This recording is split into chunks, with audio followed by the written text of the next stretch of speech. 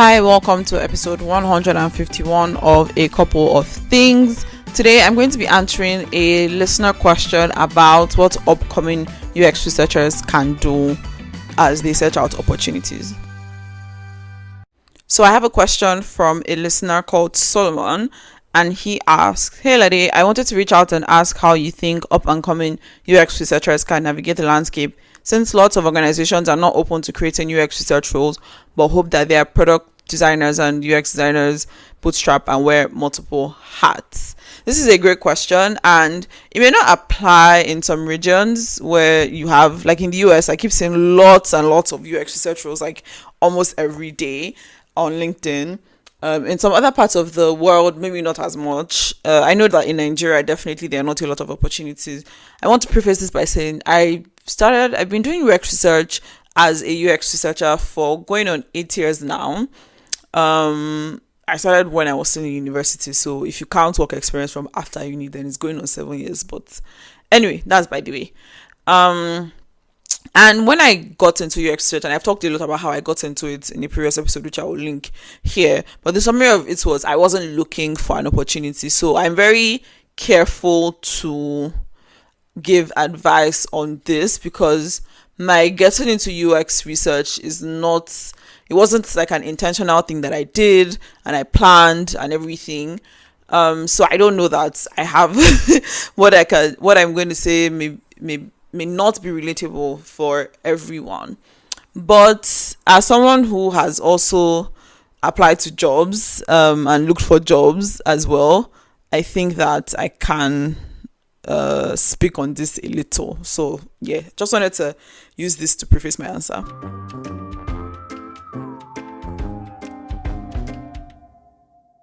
Before we get into the rest of the episode, subscribe if you haven't yet. Okay.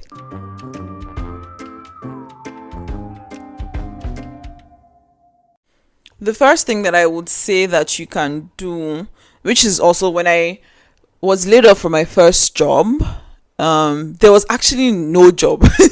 There was no available job for me to do as a UX researcher, as a full-time UX researcher. But because I was talking about my work and everything that I was doing or everything I had done at my previous job, well, not everything I had done, but I was basically talking about being a UX researcher and sharing my learnings about becoming a UX researcher because I had never done UX research until that point. And I started getting freelance gigs after I got laid off. That was I didn't do anything to get the freelance gigs, like particularly. I didn't even know that the freelance gigs existed. But what I would advise somebody who is in the situation where they are actively trying to become a UX researcher, and the context of this conversation, I believe, is in Nigeria. There's no location in the question, but I believe that the person is based in Nigeria who's asking this question. And I would say, keep talking about what you're doing, what you're learning. Work on projects by yourself. Come up with projects on your own. I still do that. Like, I research things that are interesting to me. I haven't published anyone recently, but I do that once in a while when I have the time to.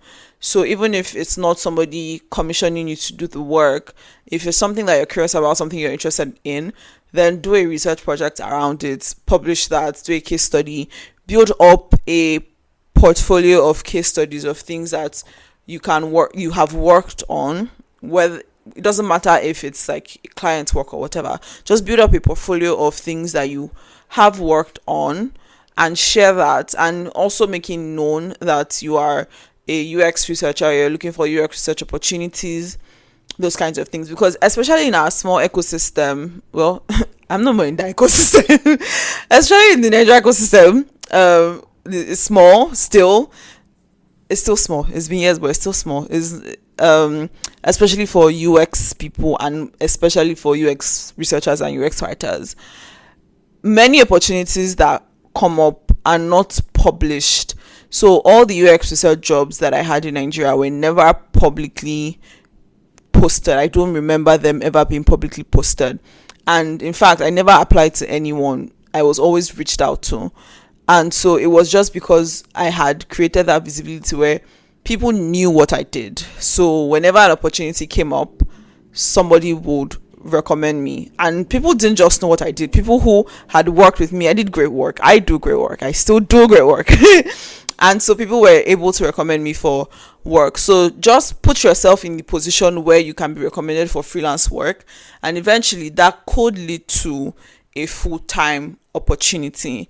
Another thing you can do is to find some adjacent role. Some people call it customer experience. Like, find some UX adjacent role where you can start doing UX research related activities and incorporating that. I'm not saying go and be a product designer or UX designer if you don't want to, but again, given the market that you're in, it is advisable to layer another skill on top of UX research, to expand your possibilities. And then when you get into that role, you then are able to apply UX research as a practice into that role.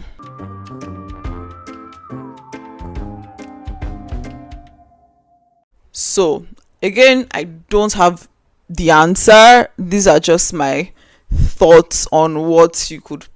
I'm just thinking about what would I have done then, those 6, 7, 8 years ago, when I was looking for UX research jobs and they were not quite there because I had been laid off from my first job and I didn't have anything I was doing.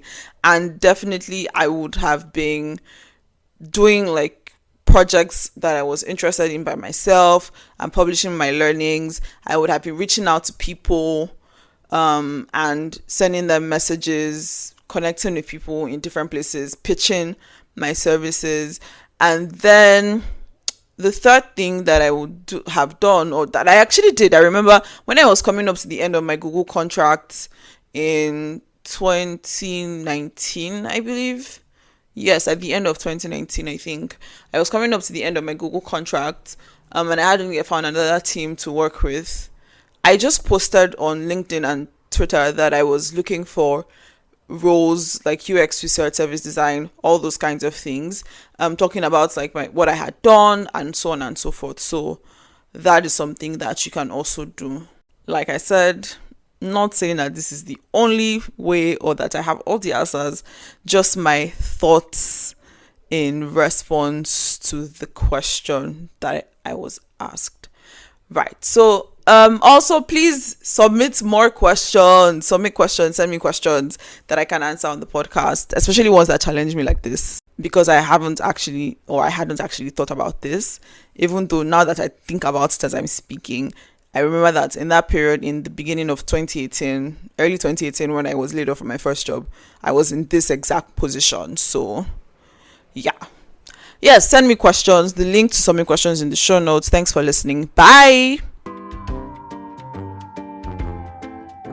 Thank you for listening to today's episode of A Couple of Things. If there was anything you found interesting or insightful, or you enjoyed the episode, please do share to someone or multiple people. Like, leave a comment, and definitely do subscribe and all the nice things. Bye.